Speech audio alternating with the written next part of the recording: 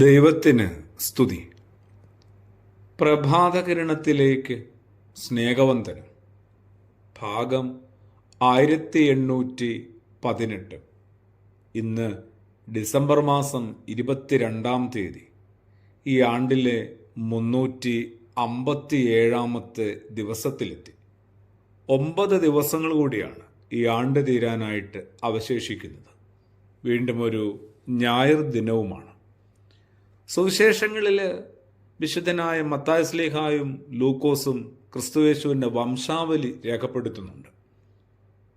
അധികം പേർക്കും വായിക്കാൻ താല്പര്യമില്ലാത്ത, അധികം ആരും വായിക്കാതെ പോയ ഒരു വേദഭാഗവും കൂടിയാണ്. അതിശയമെന്ന് പറയട്ടെ, പതിവില്ലാത്ത വിധം യഹൂദ മതം അനുശാസിക്കുന്ന ഒരു രീതിക്ക് വിരുദ്ധമായിട്ട് 5 സ്ത്രീകളെ കൂടി ഇതിനകത്ത് കൂട്ടിച്ചേർത്തിട്ടുണ്ട്.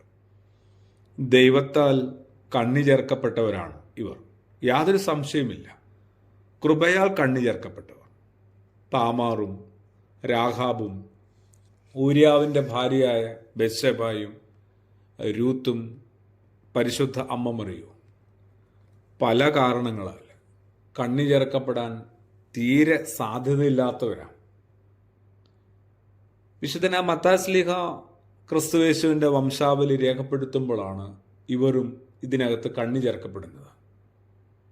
ദൈവത്തിൻ്റെ രക്ഷാകര പ്രവർത്തനത്തിൻ്റെ വലിയൊരു അടയാളമായി നമുക്കിതിനെ കാണാം.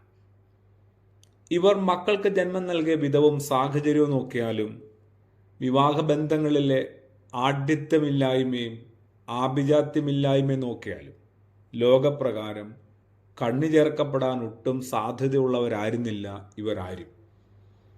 എന്നാൽ ദൈവത്തിൻ്റെ ആശ്ചര്യകരമായ കൃപ ഇവരെ പിന്തുടർന്നിരുന്നു. അവർക്ക് ദൈവകൃപയോടുള്ള പ്രതികരണവും ശ്രദ്ധേയമായിരുന്നു, അപ്രകാരമായിരുന്നുവെന്നും നമ്മൾ മനസ്സിലാക്കേണ്ടതാണ്.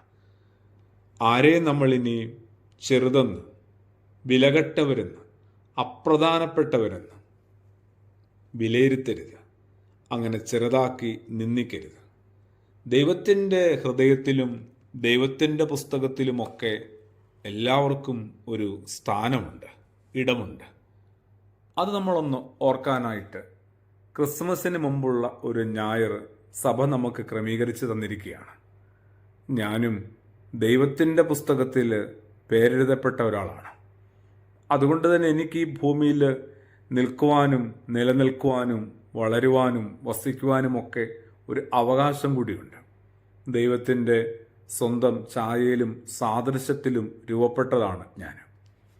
ഇനി എൻ്റെ ഈ ഉത്തരവാദിത്തങ്ങൾ, ധർമ്മങ്ങളൊക്കെ ഞാൻ കൃത്യമായി അനുഷ്ഠിക്കണം.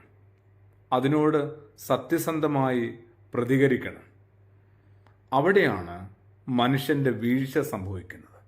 അങ്ങനെ ആകാതിരിക്കാനായിട്ട് നമുക്ക് ഈ ദിനം പ്രാർത്ഥനയോടുകൂടി പരിശ്രമിക്കാം. ആമേൻ.